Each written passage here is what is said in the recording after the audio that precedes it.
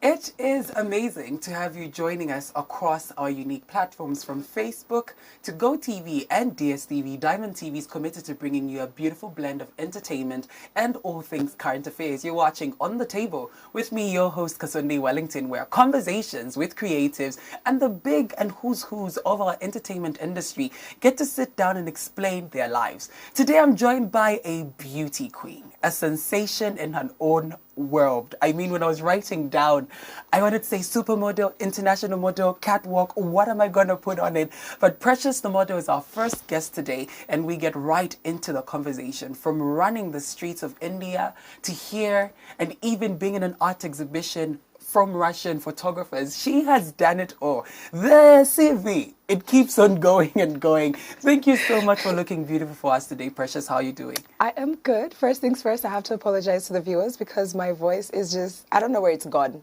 It's a success. It decided to just go somewhere, but thank you so much for having me. I'm happy to be here. You look stunning. Thank you so much. It's amazing to see for me, like when people go out for a dream that's very unique, that's very different like yours, and aim just to be the ones that are going to disrupt it. The style of a Zambian model is it's very unique. Yes. And every once in a while we get a model that's going to disrupt. We have our Alice Rowlands, we have our Michi Zambia sweetheart. Would you consider yourself as part of that league? Are you there? See, the thing is, I don't even compare myself to other people because I'm in my own league as well. I'm chasing my own dreams, trying to just break my own barriers. So it's just about competing against myself. That's amazing. Let's get right into the genesis of it all, how it started.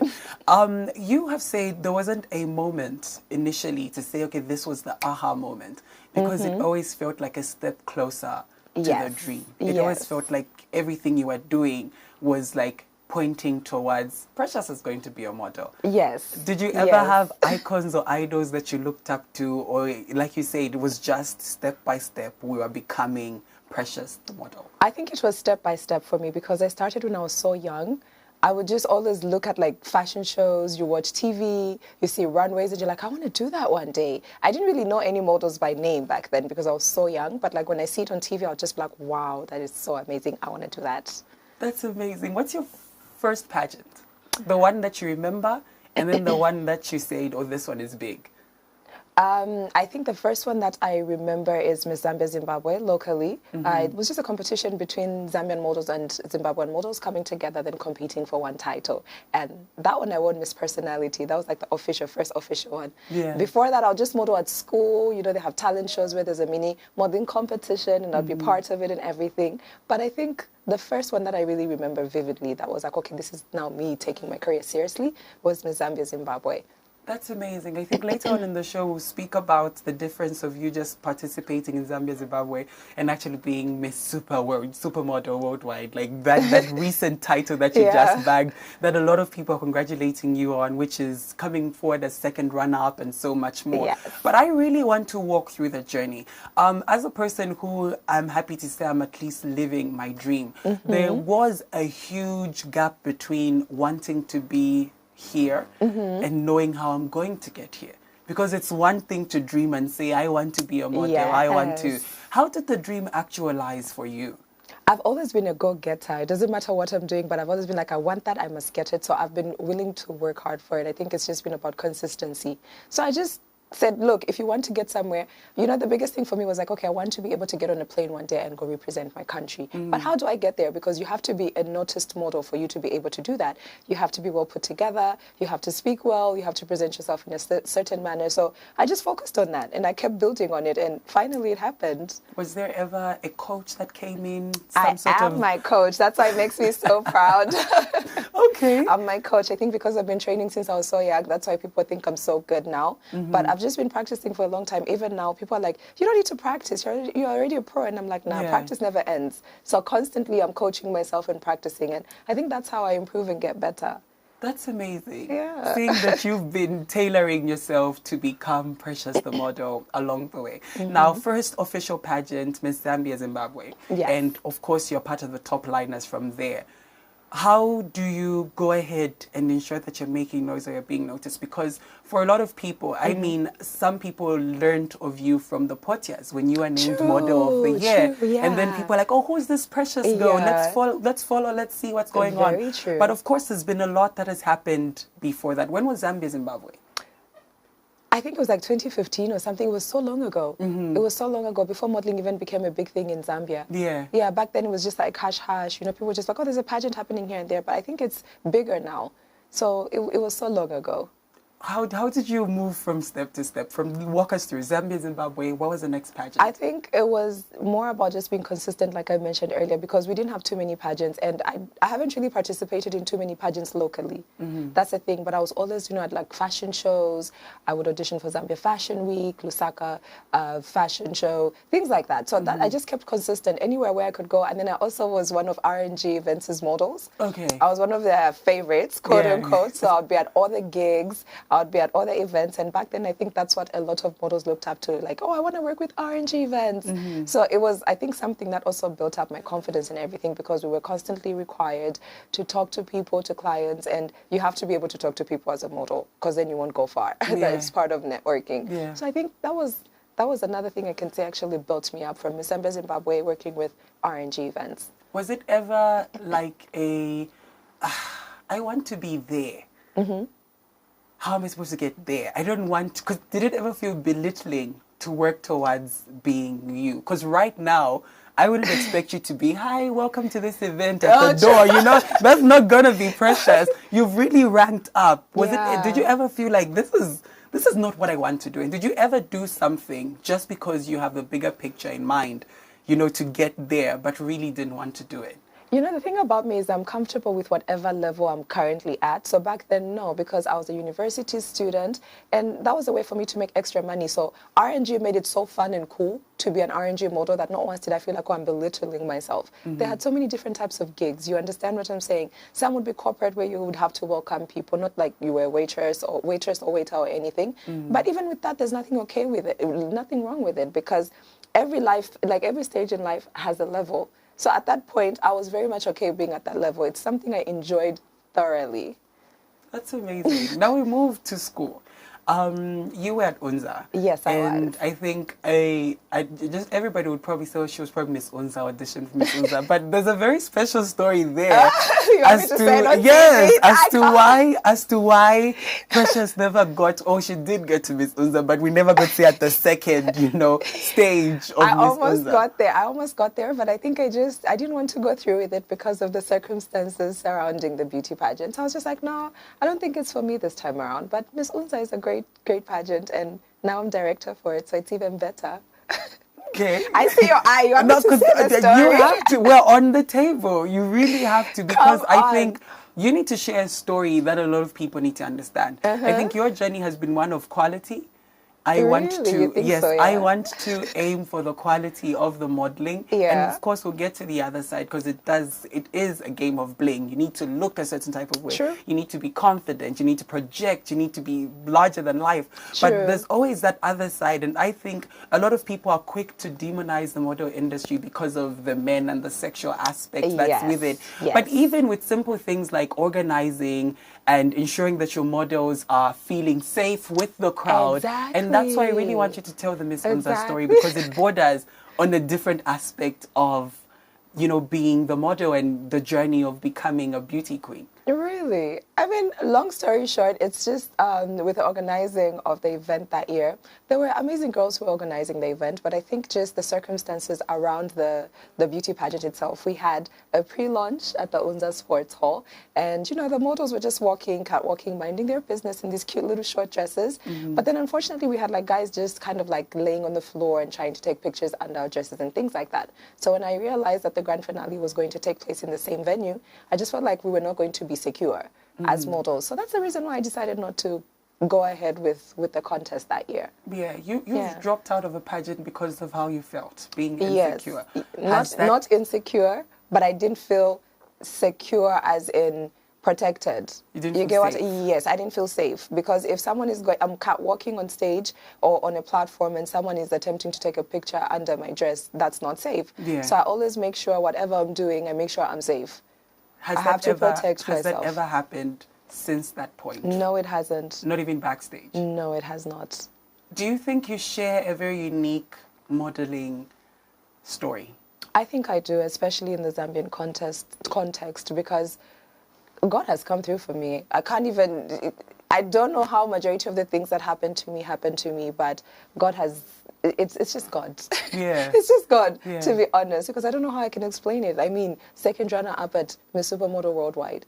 That's, like, what makes me special? You know, I can't explain it. Yeah. I can't explain it. So yeah, I think my story is very unique. It's a very unique story, and we'll get into even just the upbringing of having a very supportive base later on. But you've spoken of trying your best to aim for external opportunities. Yes. Because I see you, and you were recently, I think last year, you went to SA for awards. In December. Yes, in December. I was nominated. You were nominated. You went to SA. Just this year, you brought back a crown and you brought back awards for us as a country. You know, personality, Diamond TV Personality of the Year 2021. You were Model of the Year, which is amazing to see you collect these accolades step by step. But how does one get the opportunity? And I think that's one thing that a lot of people want to know. Like, how do I get the opportunity? Look, I have the beauty. I have probably the dress. I have the gown. I have, you know, the walk. I can do it all.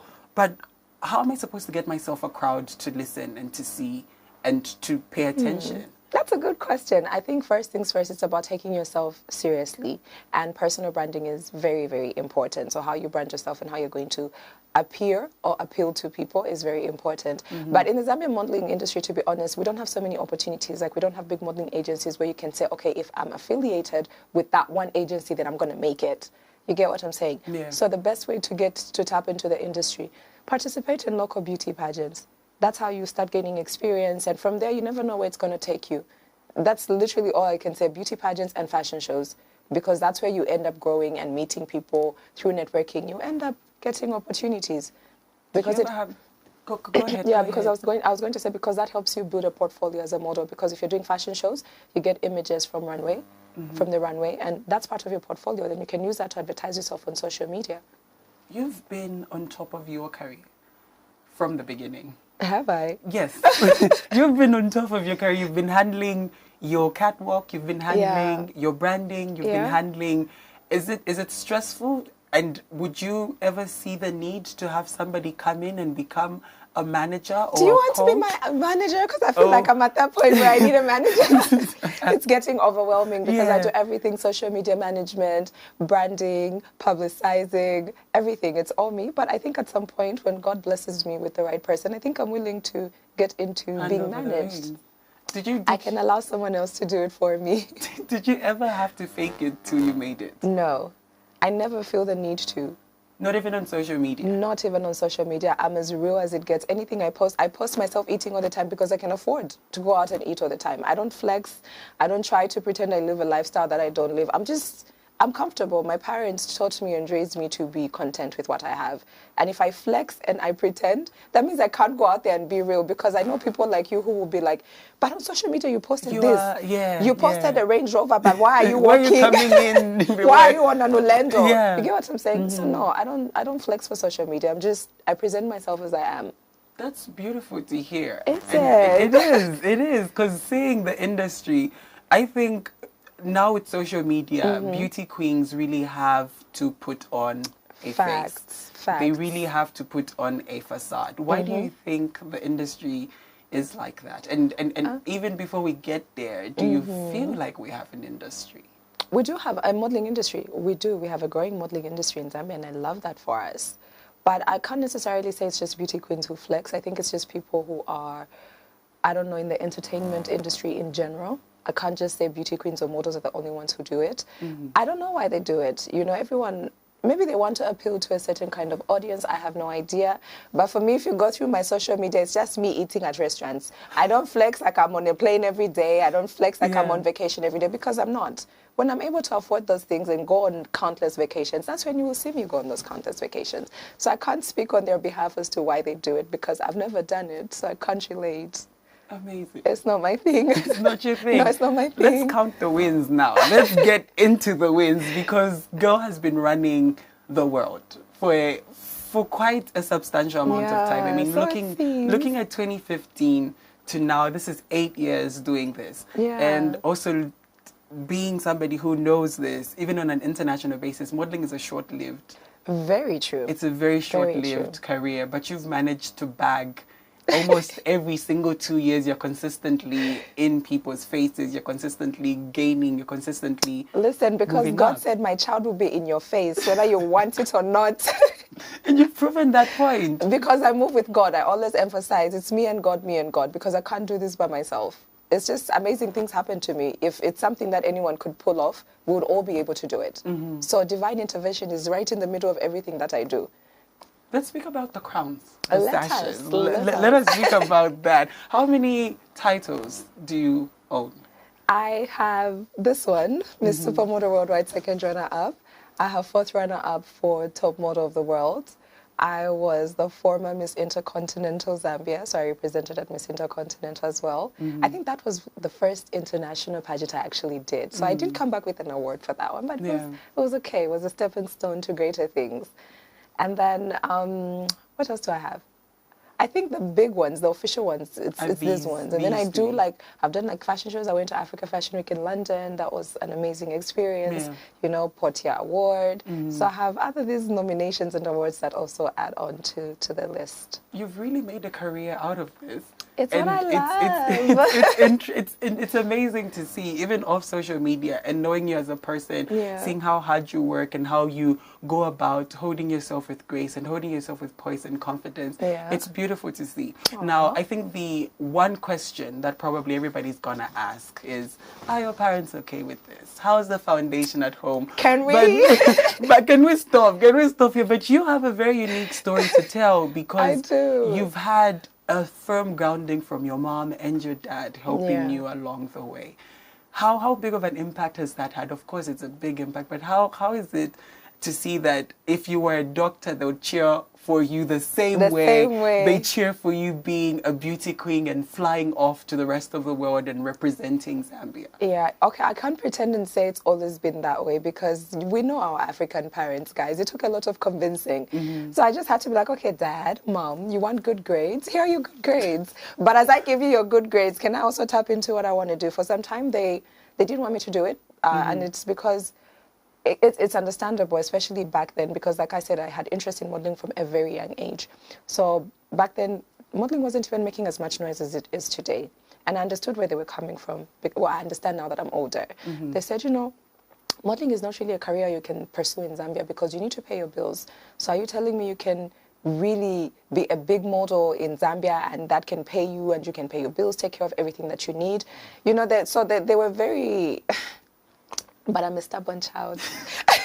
There was a PowerPoint presentation. I'm a stubborn child, I'm telling you. At some point, I had to be like, you know what? My parents are not okay with this right now, but I don't want to be the mother or the grandmother in the future who tries to live vicariously through her children. Yeah, like I'm forcing you to be a model because I didn't do it. I was like, only I have to live in my head. And I'm not willing to be unhappy because this is something I've always loved. It's always something I've wanted to pursue. And they saw how serious it was for me, and I gave them the good grades. So they had no choice but to support. And in the process of supporting, they've really, really helped me a lot. Even if I were to be going to an international competition and I needed a flight and I couldn't find sponsors, my parents will happily pay for a flight. That's the level of support that I have, and I don't think I'd be able to do without it. Now that I think back to everything, they're always there in the forefront, wanting to know what's happening, how can they help, wherever they can help, they're willing to do it. So it's huge for me, and it's made a huge difference, because even when I got back from India at the airport, there was a woman who approached us with her child. She's like, oh, my daughter wants to be a model, but I've told her no, focus on school first and whatnot. And my dad said, no, let her start now. She can do both. And I was like, is this the same father who told me just focus on school, no modeling, no modeling? But he told her my daughter started when she was 6 years old, and I did. I started when I was very young. My daughter started when she was 6 years old. So if you want your daughter to get far, let her start now. Let her start building herself now. She can do both school and modeling. And I was like, no, I could have had that. Listen. It's really, like really you've grown in grace. Is this really you? You know, so it was impressive, but it shows that I've also made a difference. And if we continue to move in this path, maybe other parents can be convinced as well. So that's why I keep pushing, not just for myself, but for those who are coming after me. True. We get into that right now because we have to wrap up. You are center stage, but you've always shared the light.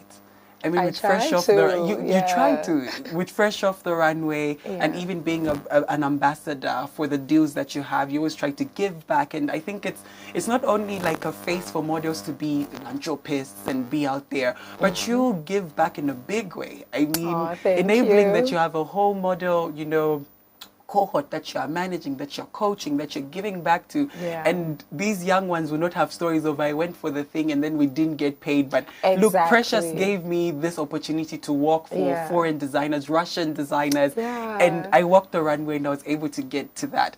How big of you know, a necessity do you feel like you need to do? You know, because of course it wasn't the same industry then. No, it wasn't. You want to live a big difference and impact now. Definitely. How big of this? How much of this are we going to see? Listen, I'm going to shake up the whole industry. They're not even ready. And I want you to record this and keep this because we're going to come back in the future and talk about it. I want it to be so different for the models who are going to come after me. I don't want them to face some of the same challenges that I have.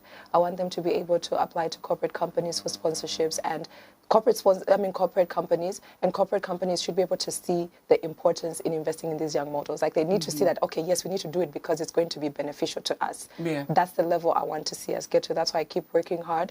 That's why I keep pushing. So the more my resume grows, the more I'm going to create space for other people to come after me. Like already, government sponsored me. When was the last time that you heard government sponsored a model? It's unheard of, and that's why I keep saying, God, I work hard, yes, but I can't do it by myself. So I'm really hoping to pave the way for those models who are going to come after me because it's very important. It's very, very important for us to create the opportunities. If we want a Miss Universe or Miss World to come from Zambia, we need to do our part. So I'm doing my part. I'm trying to do my part. Well, Miss Super Model Worldwide, I have been blessed to have you here. It's been a beautiful conversation. It has. Just like you. And I appreciate your answers and just sparing your time to be here. Of course, we're going to catch up even more. Definitely. But thank you so much for coming on the table. Thank you so much for having me. It's been the best. We have to go on a break. On the other side, my guest Josie shares more about his recent signing, becoming a father, and even leaving XYZ. Keep it locked to Diamond TV. We'll be back right after this.